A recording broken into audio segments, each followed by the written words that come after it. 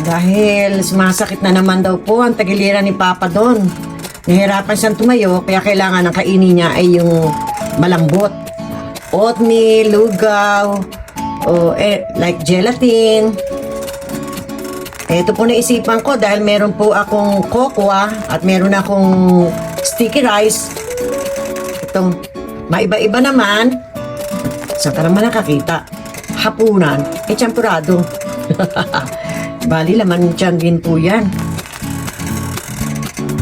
Dami kong cocoa ang nilagay at ang dami pong gatas, fresh milk po ang hinalo ko dyan. Medyo ano lang natin to, yung sabaw niya. Tsak magugustuhan naman niya yan. Maganda to sa kanya, malambot. Araw-araw kasi siya, oatmeal sa umaga. Kaya, champurado naman tayo ngayon. Pinagsama pong almusal at hapunan.